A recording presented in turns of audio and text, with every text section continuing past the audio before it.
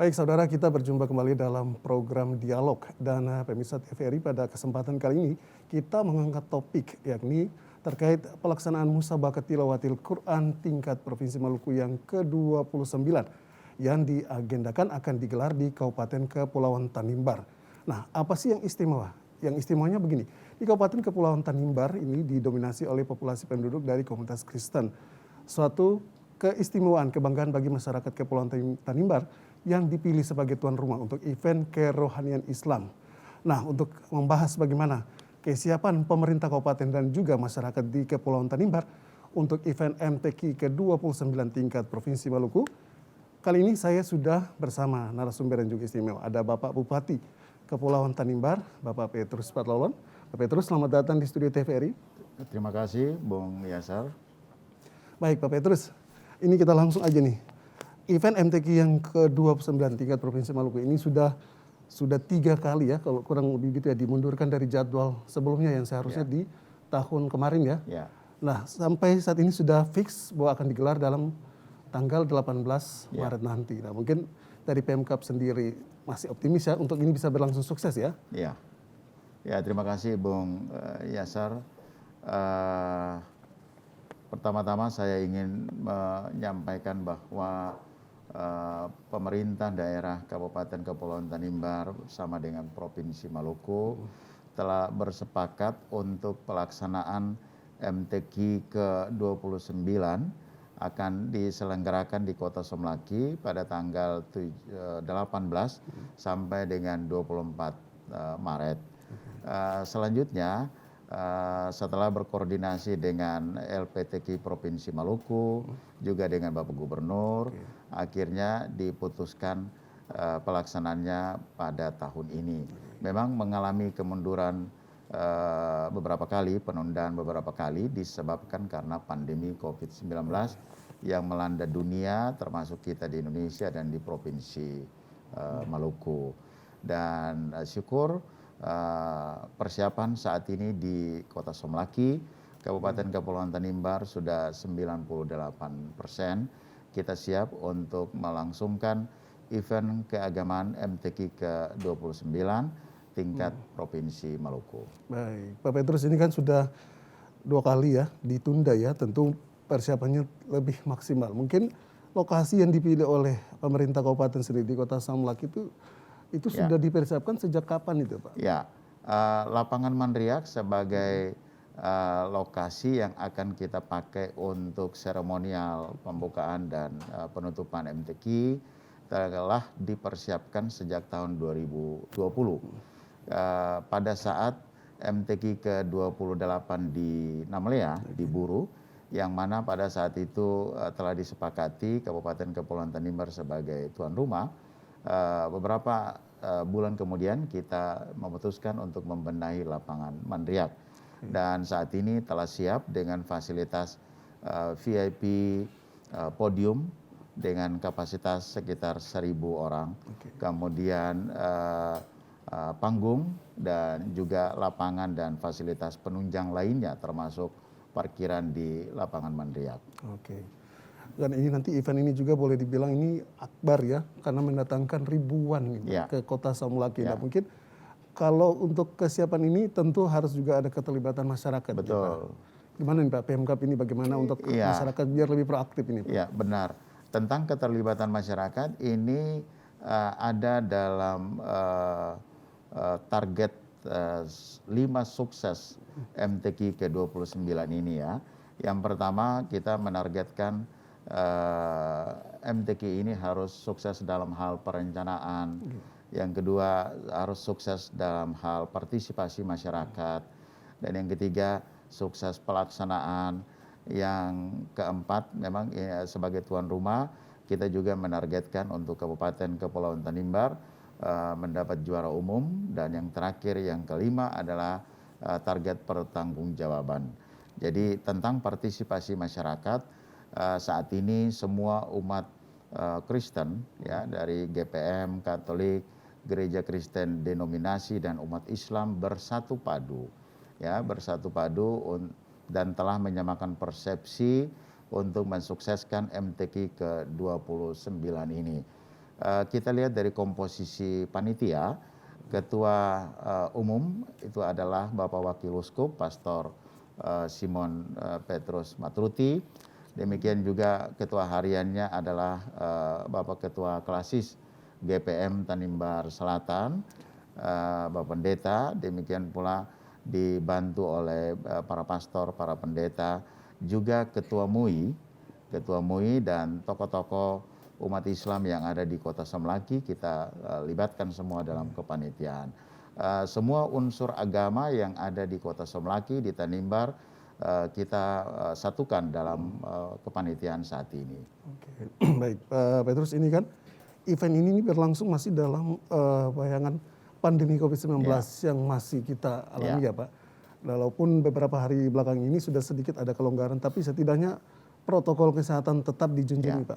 Ya, itu sepakat ya, bahwa kita masih berada dalam pandemi, maka seluruh mata lomba yang nanti akan dilaksanakan di 9 titik tetap dilengkapi dengan fasilitas kesehatan, ya. Demikian juga dengan penerapan protokol kesehatan yang ketat di setiap titik lomba maupun di mana tempat kafilah dari kontingen 11 kabupaten kota menginap. Di sana juga kita tempatkan tenaga kesehatan. Ya, tenaga kesehatan ada di titik-titik lomba, di tempat di mana kafilah menginap untuk memastikan penerapan protokol kesehatan selama berlangsungnya MTQ mulai tanggal 18 sampai 24 Maret yang diawali dengan malam taruf tanggal 17 Maret nanti. Oke. Baik, Pak Petrus, ini kan pekerjaan besar ya kalau boleh dibilang. Nah, kalau untuk kita bikin supaya protokol kesehatan itu tetap terjaga, Satgas yang dilibatkan ini ada penambahan nggak? Atau mungkin dari daerah lain yang bisa di backup di Semlaki ini? Kita tidak menambah Satgas dari kabupaten kota lain, tetapi kita memberdayakan semua tenaga kesehatan yang ada di Tanimbar. Kita punya cadangan, ada relawan-relawan kesehatan yang memiliki latar belakang tenaga medis, itu kita libatkan. Para dokter, perawat tersedia dengan cukup di Semlaki, karena itu kita tidak libatkan. Di setiap titik lomba seperti yang saya sebutkan tadi, demikian juga tempat penginapan, semua kita tempatkan petugas kesehatan dalam rangka memastikan protokol kesehatan tadi. Jadi untuk sementara kita memberdayakan semua tenaga kesehatan yang ada di Kota Semlaki. Baik, Pak Petrus, nanti kita lebih jauh soal teknis ya persiapan. Baik, dan saudara, kita akan kembali setelah jeda yang berikut ini. Tetaplah bersama kami.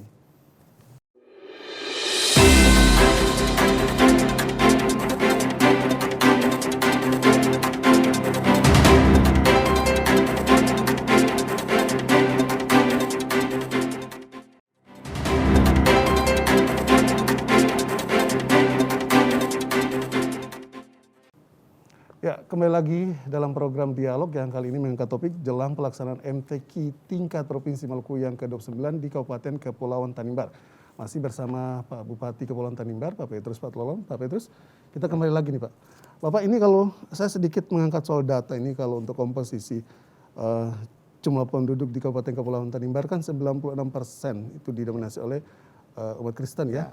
Nah, mungkin untuk event kerohanian Islam ini yang baru kali pertama dilakukan ini, persiapan yang dilakukan ini, kira-kira kalau Pemda ada nggak kendala misalnya untuk bagaimana pengisi acaranya, bagaimana untuk penyiapan tempat untuk menginap kafilahnya nih Pak? Ya, terima kasih.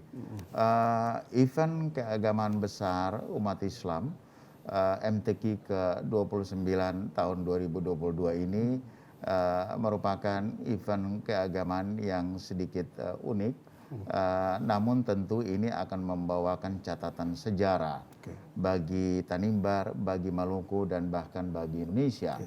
Sebab MTQ ke-29 kali ini dilaksanakan di kabupaten yang minoritas umat Islam berdomisili di sana.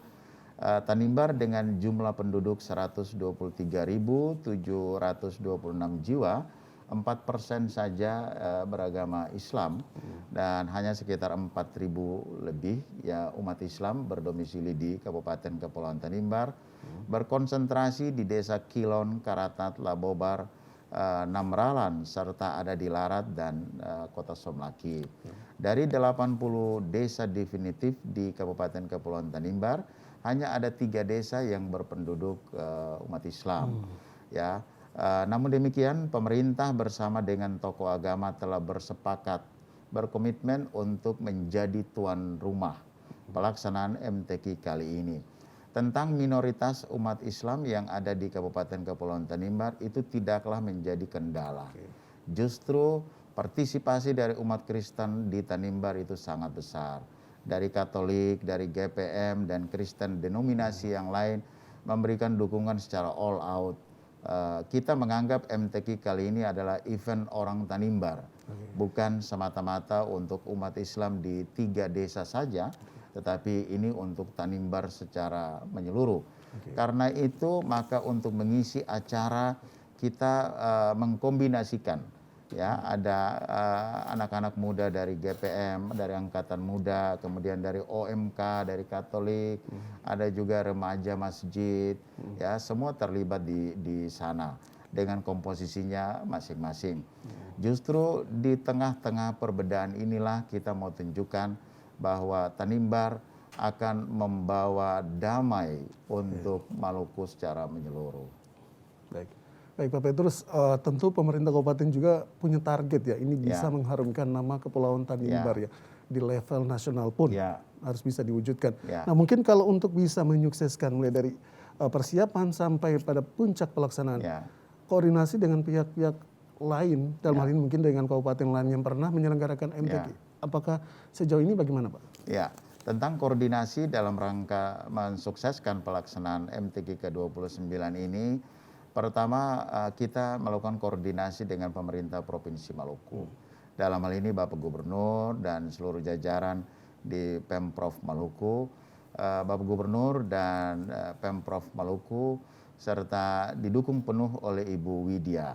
Ya, Ibu Widya sangat memberikan dukungan penuh terhadap kita di Tanimbar. Demikian pula LPTQ Provinsi Maluku mensupport dan selalu mendampingi panitia MTQ ke-29 di Somlaki. Teman-teman dari LPTQ Provinsi selalu berkunjung ke Somlaki, memberikan arahan, pendampingan dalam rangka mempersiapkan berbagai hal untuk pelaksanaan MTQ kali ini. Kita tidak menemukan adanya kendala yang berarti. Memang tentang infrastruktur kita telah mempersiapkan sejak tahun 2020 kemarin. Ya, saat ini tinggal finishing saja. Saya optimis tanggal 17 itu semua sudah rampung dan siap untuk melaksanakan MTQ. Koordinasi selama ini berjalan dengan baik dan mendapat dukungan dari berbagai kalangan, dari Kementerian Agama, baik dari Provinsi Maluku, Kementerian Agama Provinsi Maluku, Kementerian Agama Kabupaten, LPTQ Provinsi, LPTQ Kabupaten, terutama Pak Gubernur dan seluruh jajaran memberikan dukungan penuh kepada panitia dan pemerintah Kabupaten Kepulauan Tanimbar. Baik, Pak Petrus, ini kita masuk ke soal teknis ya, mungkin untuk persiapan juga biar diketahui publik ya, bahwa nanti yang datang ke Somlaki nih Pak, sudah didata seberapa banyak nih Pak, yang untuk kesediaan yang hadir gitu. Ya, terima kasih. Tentang peserta kafilah pendamping yang akan datang ke Kota Somlaki sampai dengan hari ini sudah tercatat berjumlah 1.159 orang. Ya, 1.159 orang itu terdiri dari 465 adalah kafilah peserta lomba. Ya, selanjutnya pendamping, pelatih berjumlah 694. Ya, kemudian tamu undangan dari Forkopimda. Sehingga kita prediksi, kita estimasikan kemungkinan yang hadir nanti di Kota Somlaki itu sekitar 1.300 orang yang akan hadir di Kota Somlaki selama 7 sampai 9 hari di Kota Somlaki. Baik, jadi kisarannya 1.500-an. Ya, ya, berarti untuk penyiapan untuk penginapannya bagi tamu-tamu yang datang ini Pak, gimana nih Pak? Apa memang sudah memadai di sana Pak? Ya, tentang akomodasi juga hotel dan penginapan yang layak sudah kita persiapkan. Ada hampir 500 kamar yang tersedia di sana untuk hotel. Kemudian ada mes pendeta, mes pastor. Mes pastor itu ada dua ya, ada di Unio dan ada MSC. Kemudian ada mes pendeta, kemudian kita punya rumah susun yang dibangun oleh Kementerian PUPR. Kita juga ada punya dua bangunan baru yang dibangun dalam rangka mengantisipasi COVID, itu juga kita gunakan. Ada juga tempat-tempat kos milik perorangan yang sudah kita lihat, kita cek kelayakannya itu memenuhi syarat untuk nanti dihuni. Selain itu kediaman bupati, wakil bupati, kediaman sekda, dan kepala dinas badan. Pimpinan OPD di Kabupaten Kepulauan Tanimbar juga kita cadangkan. Sekiranya nanti yang datang ke Tanimbar itu melampaui target yang kita sediakan, maka terpaksa akan menempati rumah dinas yang sudah kita persiapkan. Termasuk rumah bupati kita persiapkan untuk tamu undangan. Oke, baik, berbagai langkah antisipasi dilakukan ya. Siapa tahu mungkin lebih banyak juga yang datang nih Pak. Baik, Pak Petrus, ini kan untuk mengangkut tamu yang ke sana, transportasinya yang ke sana, apa ada permintaan dari Pemkab untuk ke Dishub misalnya untuk penambahan rute atau trip pelayaran ke sana nih Pak? Iya benar. Untuk transportasi ini ada dua jenis ya. Pertama transportasi udara dan yang kedua transportasi laut. Transportasi udara, minggu kemarin saya telah menemui direksi Lion Group ya, dan telah bersepakat dengan direksi H-4, yaitu mulai tanggal 14 Maret Wings Air akan menambah volume penerbangan dari Ambon ke Somlaki, tergantung pelanggan yang memesan tiket. Bisa penambahan 2 flight, bisa 3 flight, bahkan 4 flight, bisa disediakan oleh Wings Air.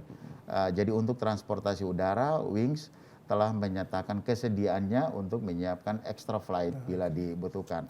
Untuk transportasi laut, beberapa kabupaten kota telah mengkonfirmasi kepada saya bahwa mereka akan memakai kapal seperti Maluku Tenggara dan Kota Tual.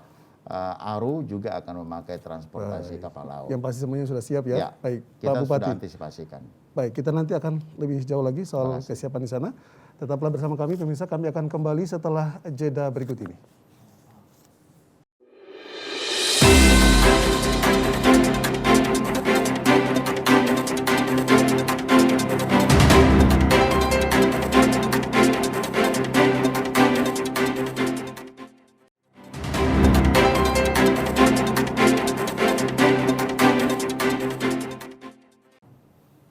Ya, pemirsa, kembali lagi dalam program Dialog yang khusus pada kali ini kita mengangkat tema terkait jalan pelaksanaan MTQ tingkat Provinsi Maluku yang ke-29.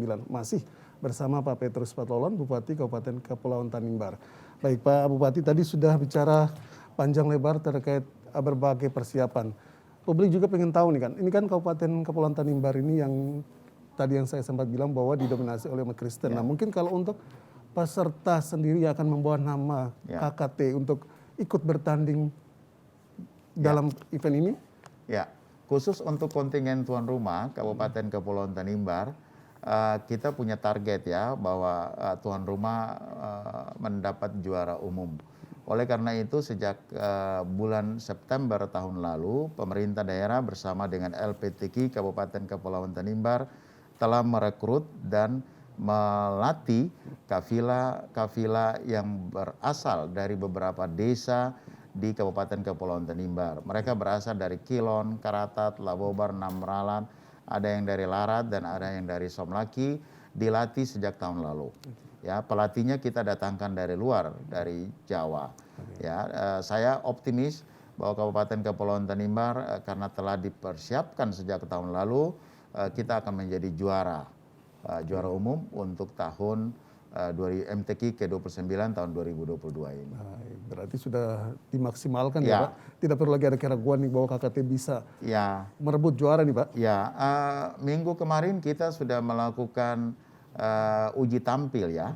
Uji tampil untuk kafilah tuan rumah dilaksanakan di Pendopo Bupati.